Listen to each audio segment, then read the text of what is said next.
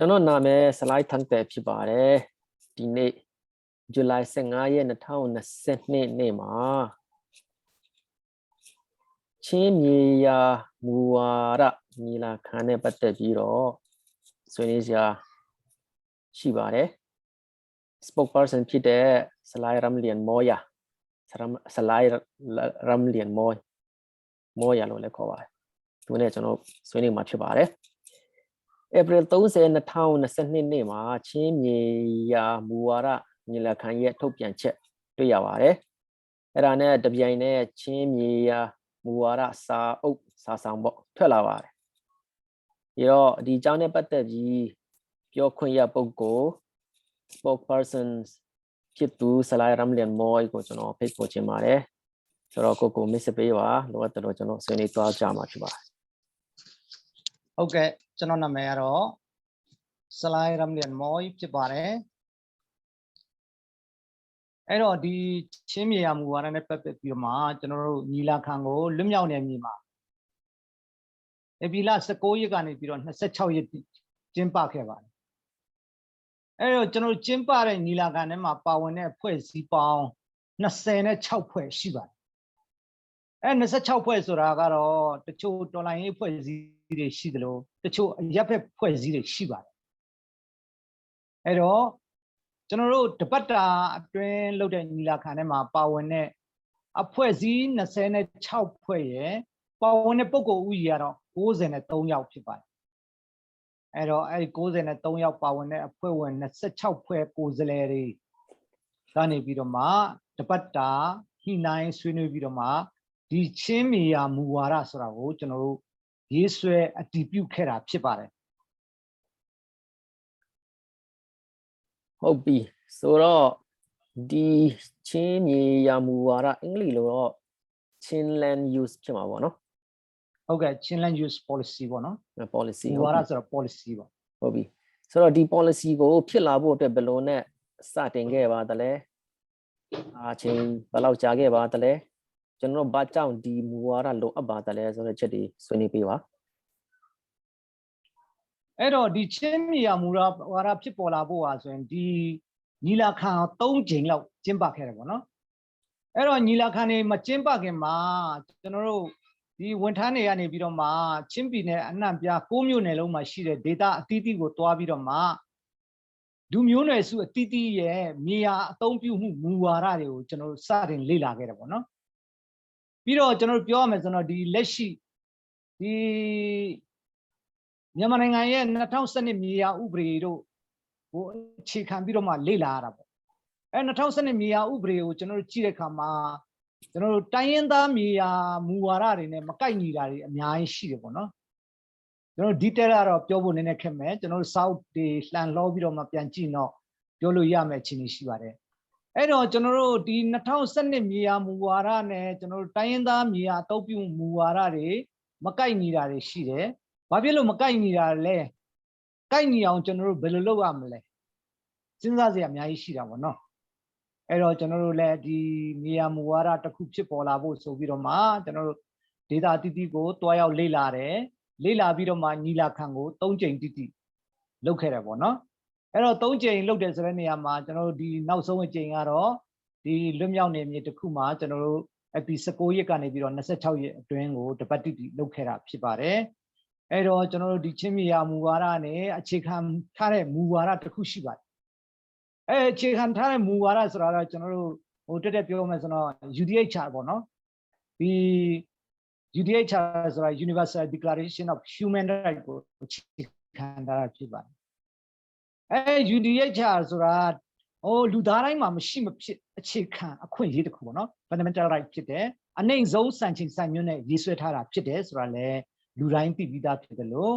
အဲ့ဒီလိုအနှိမ့်ဆုံးစံချိန်စံညွှန်းကိုတောင်မှကျွန်တော်တို့2012မြေယာဥပဒေကနေပြီးတော့မှဟိုဘယ်လိုခေါ်မလဲလိုက်ဒီအနှိမ့်ဆုံးစံချိန်စံညွှန်းနဲ့လိုက်လျောညီထွေမရှိတာတွေအများကြီးတွေ့ရတယ်ဒါကြောင့်မို့ကျွန်တော်တို့ဒီအပြောင်းလဲကာလမှာပြောရမယ်ဆိုတော့ဒီအခုတော်လိုင်းရေးကြီးတရက်မြန်မာနိုင်ငံတနိုင်ငံလုံးမှာဆင်နွှဲနေတဲ့ဆိုခိုင်းကြတော့ဒီအပြောင်းလဲတစ်ခုဖြစ်ပေါ်လာဖို့ဆိုတာအရန်ကိုနီးစပ်နေတယ် အပြောင်းလဲကာလတစ်ခုဖြစ်ပေါ်လာမယ်ဆိုတာလေလူတိုင်းယုံကြည်ထားတာဖြစ်တယ်တကဘာလုံးကလည်းလက်ခံထားတယ်ဆိုတော့ကျွန်တော်တို့မှားမယ်မထင်ဘူးအဲ့တော့အဲ့အချိန်ကမှာကျွန်တော်တို့ချင်းလူမျိုးတွေမှာလည်းအနာဂတ်တိုင်းပြည်အတွက်လိုအပ်တဲ့မူဝါဒတစ်ခုတော့ရှိတင်ထားတယ်ဆိုတာကျွန်တော်တို့စဉ်းစားလာမိတယ်အဲဒါကြောင့်မို့ကျွန်တော်တို့ဒီမီလာခံကိုကျင်းပပြီးတော့မှဒီမြေယာမူဝါဒတတိယအကြိမ်မီလာခံမှာပထမအကြိမ်နဲ့ဒုတိယအကြိမ်မှာရေးဆွဲထားတဲ့မူကြမ်းတွေကိုပြင်ဆင်တာတို့ဖြည့်စွက်တာတို့လုပ်ပြီးတော့မှဒီချင်းမြေယာမူဝါဒဆိုတဲ့စာအုပ်လေးအကောင့်ထည့်ပို့ပြီးတော့မှပေါ်ထွက်လာတာဖြစ်တယ်ဆိုတော့ကျွန်တော်ပြောချင်တယ်ဟုတ်ပြီဆိုတော့ဒီမူဝါဒ policy ကဥပဒေဖြစ်လာဖို့ကျွန်တော်ဆက်လက်ပြီးတော့စ조사ရမယ့်အခြေအနေရှိတာပေါ့နော်ဟုတ်ကဲ့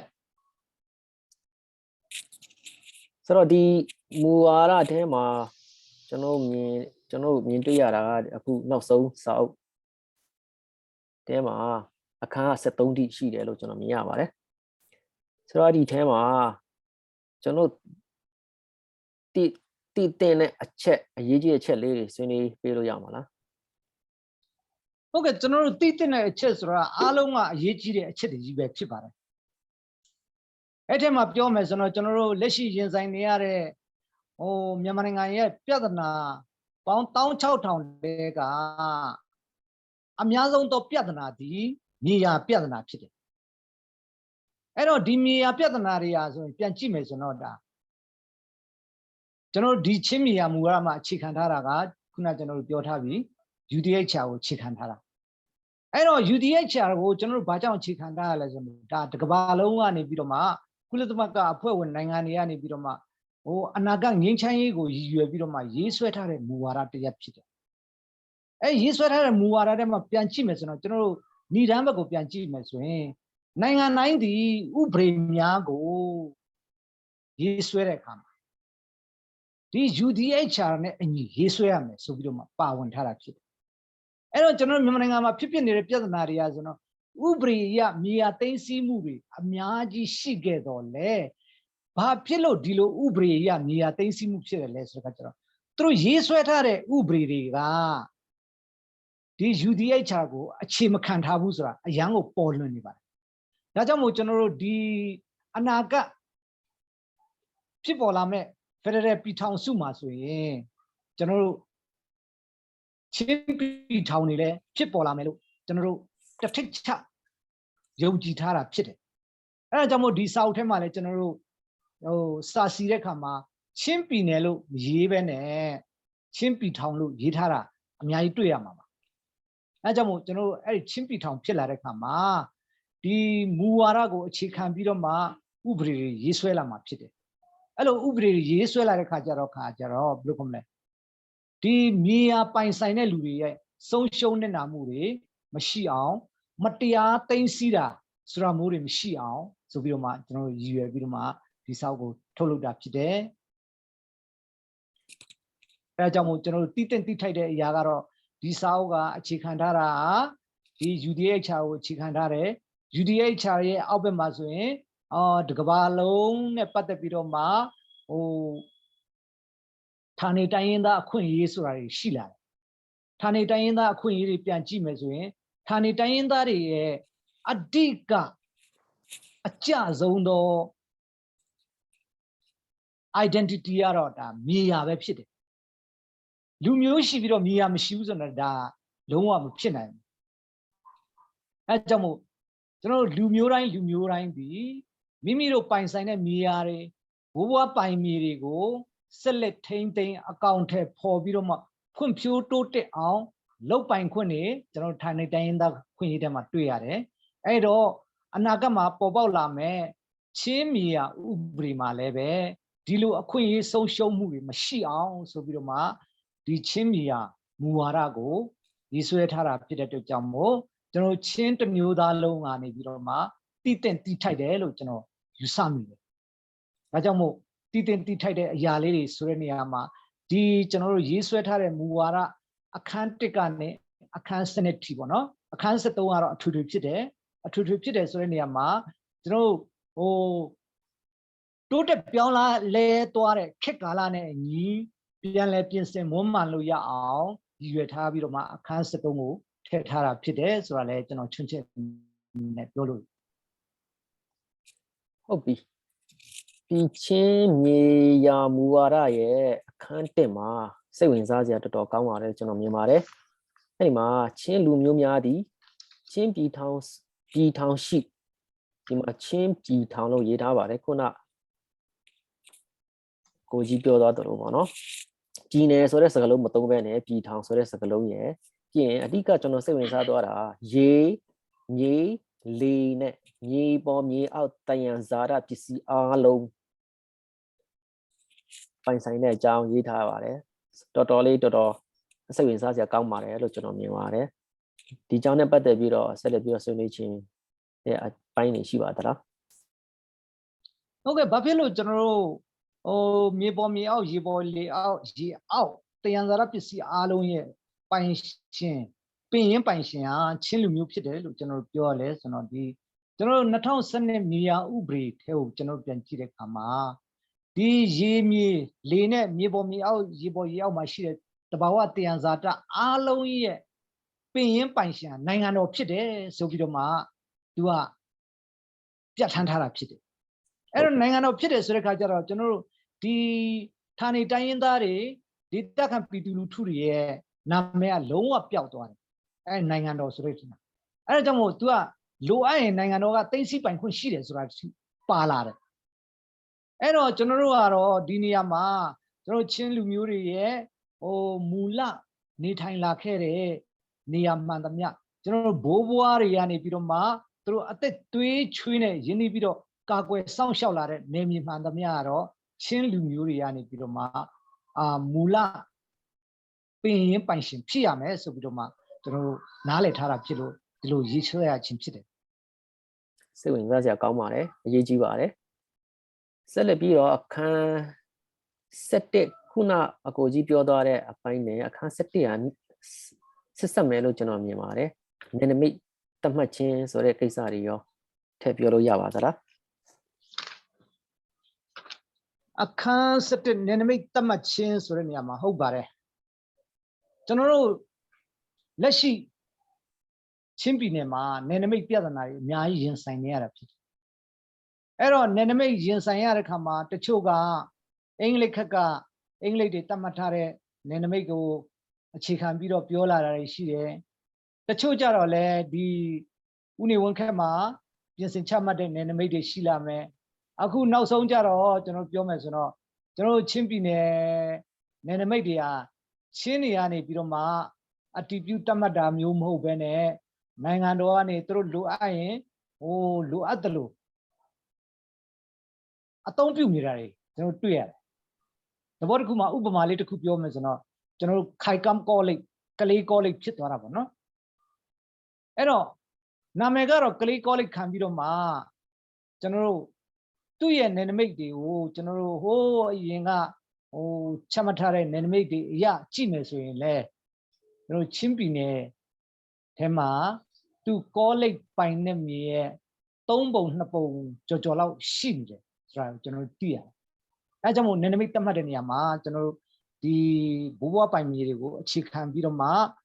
ကျွန်တော်သတ်မှတ်ဖို့လိုအပ်လိမ့်မယ်ဆိုပြီးတော့မှကျွန်တော်နားလည်ထားလို့ဒီနယ်နိမိတ်အကြောင်းကိုကျွန်တော်ထည့်သွင်းရခြင်းဖြစ်တယ်အဲ့တော့ကျွန်တော်နယ်နိမိတ်တွေသတ်မှတ်တဲ့အခါမှာကျွန်တော်ဘယ်လိုခေါ်မလဲဒီဒေသခံပြည်သူလူထုရဲ့သဘောထားဟာအရန်ရေးကြည့်ပါတယ်ဒေသခံပြည်သူလူထုတွေကနေပြီးတော့မှသူတို့ရဲ့သဘောထားမပါဘဲနဲ့မင်းတို့ရွာကတော့မကွေးတိုင်းထဲမှာပါတဲ့နယ်ဆိုပြီးတော့မှလုတ်သွားတာမျိုးတွေဆိုရင်လည်းအဆင်မပြေဘူးပေါ့နော်အခုမင်းတပ်မြို့နယ်နဲ့စောမြို့နယ်နဲ့မိတ်ထီလင်းမြို့နယ်နဲ့မိတ်တချို့နေရာတွေမှာဒီလိုပြဿနာတွေလည်းရှိတယ်အဲ့တော့မင်းတပ်မြို့နယ်နဲ့စောမြို့နယ်နယ်နိမိတ်တွေလည်းအများကြီးပြန်ပြီးတော့ကြည့်စရာအကြောင်းရှိတယ်ပေါ့နော်ဒါကြောင့်မို့ကျွန်တော်တို့ဒီနယ်နိမိတ်သတ်မှတ်တဲ့နေရာမှာဒေတာခံပြည်သူလူထုရဲ့နားလည်မှုနဲ့သဘောတူညီမှုတွေကအရန်ရေးကြည့်လာမယ်လို့ကျွန်တော်ယူဆလို့ဒါလေးတွေတုံ့ပြလာတာဖြစ်တယ် ဒါပြီးတော့မှမြို့နယ်တွေဆိုရင်ကျွန်တော်တို့အုပ်ချုပ်ရေးအရာလွယ်ကူမဲ့အခြေအနေကိုကြည့်ပြီးတော့မှဒီအိမ်လိပ်ခက်နဲ့တော်လိုင်းရေးအစိုးရခက်ကလူကြီးတွေပြင်ဆင်ထားတာဖြစ်တယ်ပြည်သူလူထုဒေသခံပြည်သူလူထုရဲ့သဘောထားကိုစနခံယူပြီးတော့မှမြို့နယ်တွေတတ်မှတ်ထားခဲ့တာမဟုတ်ဘူးအဲ့တော့ဒီနေ့ဒီချိန်ခါမှာကျွန်တော်တို့အပြောင်းလဲကာလတစ်ခုမှာရောက်တဲ့ခါမှာကျတော့ကျွန်တော်ပြန်ပြီးတော့ကြည့်မယ်ဆိုရင်တော့အခုညီလာခံနေကျွန်တော်ကျင်းပခြင်းအဖြစ်ညီလာခံမှာပါဝင်တဲ့မျိုးနွယ်စုကိုယ်စားလှယ်တွေဒေသခံကိုယ်စားလှယ်တွေအဖွဲ့အစည်းတွေလက်နက်ကိုင်အဖွဲ့အစည်းတွေကနေပြီးတော့မှအားလုံးပြန်သုံးသပ်ကြည့်တဲ့ခါကျတော့ဒီမျိုးနယ်တွေကဆက်လက်အသုံးပြုမယ်ဆိုရင်ဖြစ်နိုင်ချေအရန်နေတာကြောင့်မို့ကျွန်တော်တို့ဒီနောက်ပေါ်ပေါက်လာမဲ့နိုင်ငံတော်တစ်မှာကြတော့ဒီမြို့နယ်တွေဟာဆိုရင်အခြေခံတစ်ခုအဖြစ်အသုံးပြုလို့မသင့်တော်တဲ့အတွက်ကြောင့်မို့ကျွန်တော်တို့ဒေသန္တရအုပ်ချုပ်ရေးတွေပုံစံဖြစ်ပေါ်လာဖို့ရည်ညွှန်းပြီးတော့မှဒီနယ်နိမိတ်တွေကိုလည်းပြန်လည်တတ်မှတ်ဖို့ကျွန်တော်တို့နားလည်လာတာဖြစ်တယ်ဟုတ်ပြီဆက်လက်ပြီးတော့ဆွေးနွေးစရာအများကြီးရှိပေမဲ့အဲ့ဒီတည်းကအခုခေတ်မှာကျွန်တော်မြန်မာနိုင်ငံတာမကတကဘာလုံးပေါ့နော်နိုင်ငံတိုင်းဖွံ့ဖြိုးတဲ့နိုင်ငံတိုင်းမှာသူတို့စိတ်ဝင်စားပြီးတော့ထည့်သွင်းလေးရှိတဲ့တခုpolicy လို့ပြောရမှာလားဥပဒေဆိုတာရှိအဲ့ဒါ environment နဲ့ပတ်သက်ပြီးတော့ပေါ့နော်တဘာဝဟုတ်ကဲ့တဘာဝထိန်းသိမ်းရေးနဲ့ပတ်သက်ပြီးတော့အဲ့ဒါအခန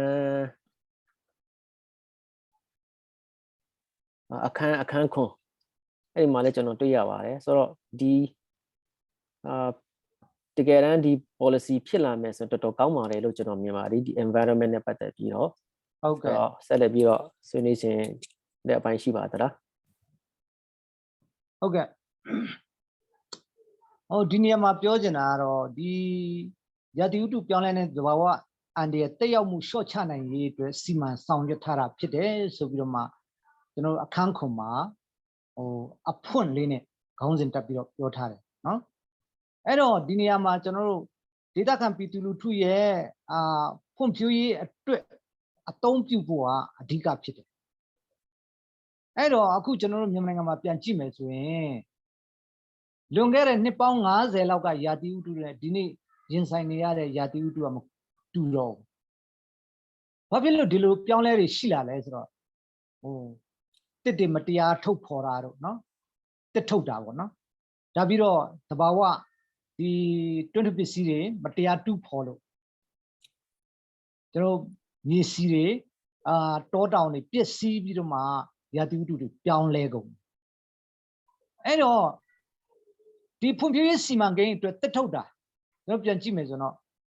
မြန်မာနိုင်ငံမှာတစ်ထုတ်တာဆိုရင်ကျွန်တော်တို့ဘဝအစိုးရနဲ့ထိန်းချုပ်ပြီးတော့မှသူတို့စီမံကိန်းတွေချပြီးတော့မှသူတို့ရနိုင်တဲ့လောက်ကိုထုတ်သွားတာဖြစ်တယ်အဲ့တော့ဒေသခံတွေအတွက်ပြန်လဲကုစားတာမျိုးဒေသခံတွေကိုအကျိုးပြုမဲ့လုပ်ငန်းတွေမှာအသုံးချတာမျိုးတခုမှမတွေ့ရဘူးပေါ့နော်ဟုတ်ပြီပြီးတော့ကျွန်တော်တို့ဥပမာတစ်ခုပြောမှဆိုတော့ဒီဖားကန်ဒေသမှာကြောက်စိမ်းကိုမတရားထုတ်တူးဖော်တဲ့ခါကျတော့မြေစီလွာတွေအကုန်လုံးပျက်စီးသွားတယ်အဲ့တော့ဖားကန်ဒေသကိုမတရားတူးဖော်လိုက်တဲ့ခါကျတော့ရေကြီးရေရှမ်းတွေဖြစ်လာတယ်ပေါ့နော်တခါမှရေမရှမ်းဘူးတဲ့ဆိုင်းတောင်ရွာရေရှမ်းပြီးတော့မှအိုးအိမ်တွေပျက်စီးသွားတာတွေအများကြီးတွေ့ရတယ်ဒါပြီးတော့သူတို့ကြောက်တူးထားလို့မြေယာတွေပျက်စီးပြီးတော့လုံးဝအသုံးပြုလို့မရတော့တဲ့အခြေအနေမှာရောက်သွားတာတွေအများကြီးရှိတယ်ပေါ့နော်အဲ့တော့ဒီတဘာဝတရားစားတွေတူးဖော်ခြင်းအပြင်ဒေသခံတွေတိုးတက်ပြောင်းလဲသွားသလားဆိုတော့မတိုးတက်မပြောင်းလဲဘူးဒေသခံတွေကတော့နောက်ဆုံးသူတို့ရရှိခံစားရတာတော့တဘာဝရန်တရားတွေပျက်စီးသွားတာတွေတောင်ယာမြေတွေမရှိတော့ဘူးစိုက်ပျိုးမြေတွေလုံးဝမရှိတော့ဘူးအဲ့လိုတွေခံစားရတာပေါ့နော်နောက်ဆုံးရာသီဥတုအစပြောင်းလဲသွားတာပေါ့အဲ့လိုတွေခံစားရတယ်အဲ့တော့ကျွန်တော်တို့တဘာဝအရင်းမြစ်ကိုအသုံးပြုပြီးတော့ဖွံ့ဖြိုးရေးစီမံကိန်းလုပ်တဲ့အခါမှာနှစ်20ကိုမကြည့်ပဲနဲ့နှစ်100ကိုကြည့်ပြီးတော့မှအလုပ်လုပ်ကြဖို့ရည်ရွယ်ချင်တယ်ကျွန်တော်တို့ဒီဟာလေးကို ထဲ့သွင်းရခြင်းဖြစ်တယ်နှစ်20နဲ့နှစ်100ဆိုတော့ဥပမာခိုင်းနိုင်တာပေါ့နော်ကျွန်တော်ဒီကဘာမြေကြီးကိုနှစ်ပေါင်းထောင်ချီလူသားတွေနေထိုင်လို့ရအောင်အနာဂတ်နှစ်ပေါင်းများစွာအသက်ရှင်သန်နေထိုင်ခွင့်ရအောင်ဆိုတဲ့ရည်ရွယ်ချက်ပေါ့နော်အဓိကတော့ဟုတ်ကဲ့ကျွန်တော်ဆွေးနွေးစများကြီးရှိပါတယ်ဆိုတော့အချိန်ကလည်းနည်းနည်းကြာလာပါပြီဆိုတော့အကိုကြီးကိုဒီကျောင်းကြာနဲ့ပတ်သက်ပြီးတော့မေးချင်တဲ့သူတွေလည်းရှိနိုင်တယ်ဆက်သွယ်တဲ့ချင်တဲ့သူတွေလည်းရှိနိုင်တယ်ဆိုတော့အကိုကြီးရဲ့ဖုန်းနံပါတ်ပဲဖြစ်ဖြစ်Facebook ပဲဖြစ်ဖြစ်ပေါ့လေကျွန်တော်တင်ပြသွားမှာဖြစ်ပါတယ်ဆိုတော့အဆုံးသတ်ဖို့ကျွန်တော်နီးလာပါတယ်အကိုကြီးနေနဲ့ကျွန်တော်မမေးတဲ့အပိုင်းကိစ္စတခြားကိစ္စတွေရှင်လဲဆက်ပြီးတော့ပြောသွားပြီးတော့ကျွန်တော်ဒီကုန်းချုပ်သွားမှာဖြစ်ပါတယ်